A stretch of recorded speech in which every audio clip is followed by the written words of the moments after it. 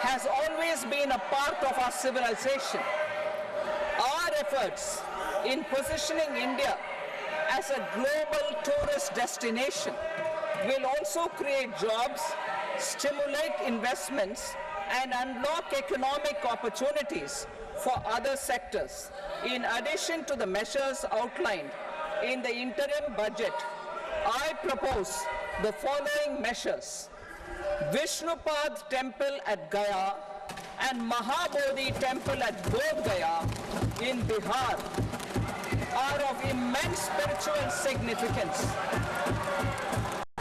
Comprehensive development of Vishnupad Temple Corridor and Mahabodhi Temple Corridor will be supported, modeled on the successful Kashi Vishwanath Temple Corridor to transform them into world-class pilgrim and tourist destinations.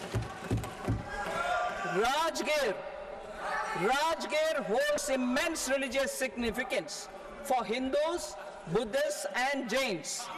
The 20th Tirthankara Muniswarata temple in the Jain temple complex is ancient. The Saptarishi or the 7 hot springs form a warm water Brahmkund that is sacred. A comprehensive development initiative for Rajgir will be undertaken. Our government will support the development of Nalanda as a tourist center, besides reviving Nalanda University to its glorious stature. Odisha's scenic beauty, temples, monuments, craftsmanship, wildlife sanctuaries, natural landscapes, and pristine beaches make it an ultimate tourism destination. Our government will provide assistance for their development to Odisha as well.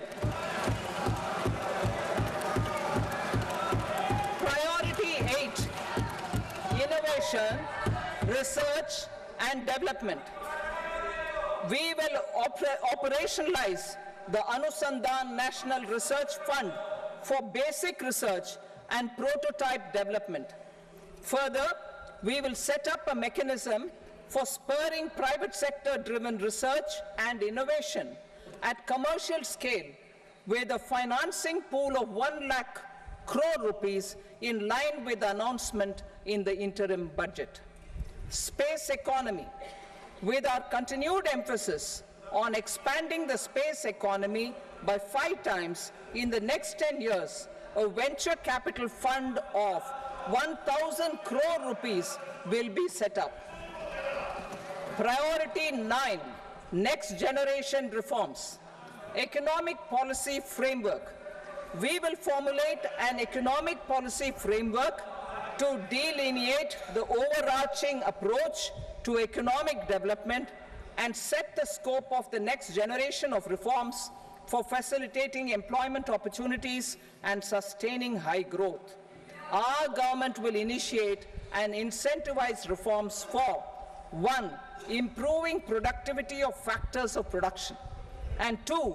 Facilitating markets and sectors to become more efficient. These reforms will cover all factors of production, namely land, labor, capital, and entrepreneurship, and technology as an enabler of improving total factor productivity and bridging inequality.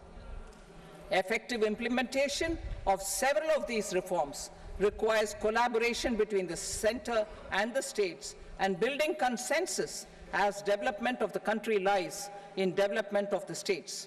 For promoting competitive federalism and incentivizing states for faster implementation of reforms, I propose to earmark a significant part of the 50-year interest-free loan. Working with the states, we will initiate the following reforms.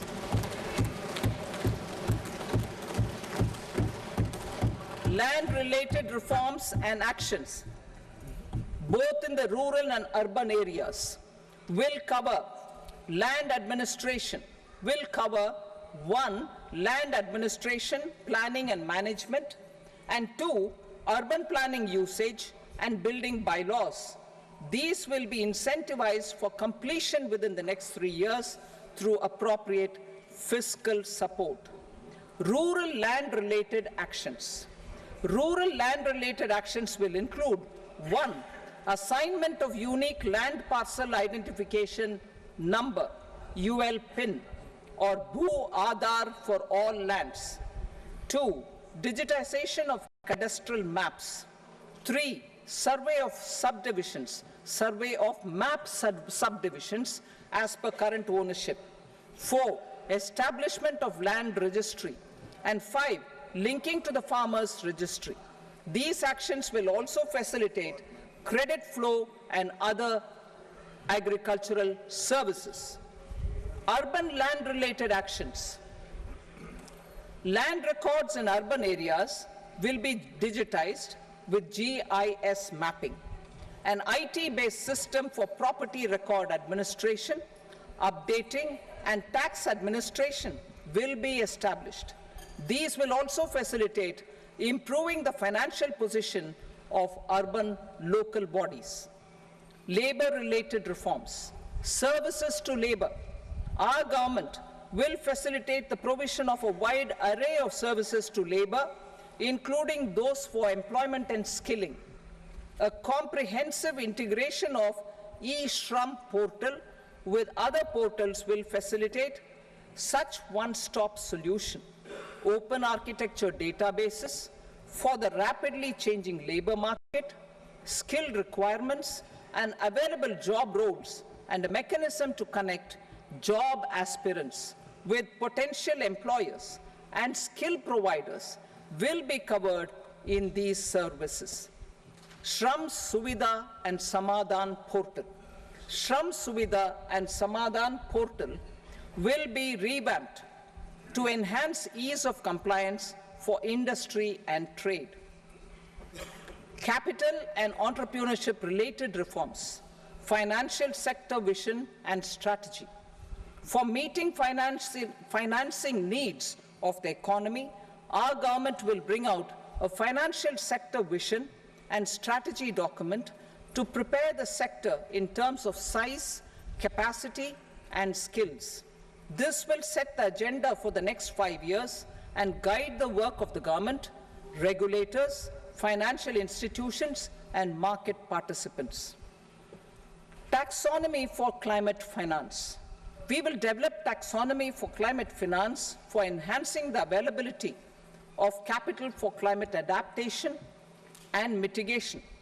This will support achievement of the country's climate commitments and green transition.